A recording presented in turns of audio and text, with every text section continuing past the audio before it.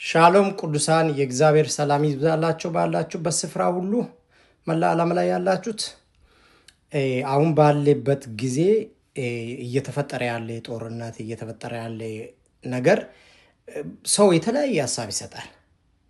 እኛ ክርስቲያኖችስ ምን አይነት ሐሳብ ነው የምንሰጠው ነው? መጽሐፍ ቅዱሳችንስ ምንድነው የምለው ነው? አሁን እየተፈጠረ ያለ ነገር ዮሐንስ ራእይ ላይ ያለ ዮሐንስ ራእይ ሙሉ ስናነብ ብዙ ነገር እናገኛለን። እንደውም በደንብ አድርጎ ያብራራ አንድ ወንድማችን አለ። እሱን እንከታተል በጌታ ፍቅር ጠይቃቸዋለሁ።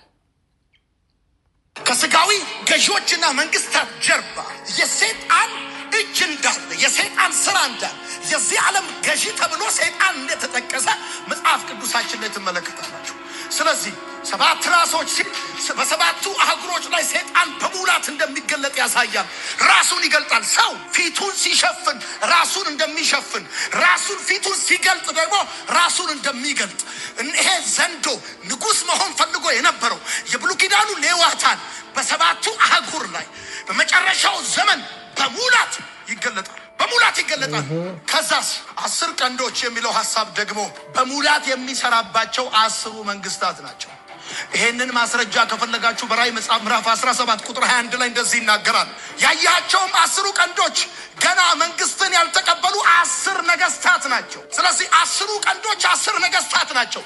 እነዚህ ነገስታት ሰይጣን በሙላት የሚሰራባቸው ናቸው። ወዳጆቼ ከስጋዊ መንግስታት ከስጋዊ ገዢዎች ጀርባ የሚሰራ የሰይጣን የአጋንንት ፕሮግራም እንዳለ ማወቅ አለበት። ያለ ምክንያት አይደለም። ትራንስጀንደር በሉት፣ የጾታ መቀየር በሉት፣ ሆሞሴክሹዋሊቲ በሉት፣ የፈለግ አጌንስቱ ዘ ኪንግደም ኦፍ ጋድ ምድር እንድትንቀሳቀስ ሰይጣን ድራይቭ የሚያደርጋቸው የአገር ገዢዎች እና ምልክት ታየ። 10 ቀንዶች ነበሩታል። ቁጥር 4 ላይ ደግሞ ስትመለከቱ የተጠቀሱ ከዋክብቶች አሉ። እነዚህ ከዋክብቶች ሰይጣን ወደ ምድር ሲወድቅ ይዟቸው የወደቀው መላእክት ናቸው። እሺ ወዳጆቼ፣ እና ሰይጣን ከሴቲቱ የሚወለደው ወንድ ልጅ ማሸነፍ ስላልቻለ በታላቅ ቁጣ በሴቲቱ ላይ ሲነሳ በራእይ መጽሐፍ ምዕራፍ 12 ላይ ትመለከታላችሁ። ቁጥር 5 እያነበባችሁ ቁጥር 5 ስለ ጌታ ኢየሱስ ክርስቶስ ከመወለዱ እስከ ዕርገቱ ያለውን ሐሳብ ይናገራል። ይገርም ነው ዮሐንስ እንዴት ባለ ጥበብ እንደሚያስቀምጠው። ቁጥር 5 ብቻውን ኢየሱስ ከመወለዱ እስከ ዕርገቱ ያለውን ይናገርና ቁጥር 6 ላይ ደግሞ ስትመለከቱ እንደዚህ ብሎ ይናገራል።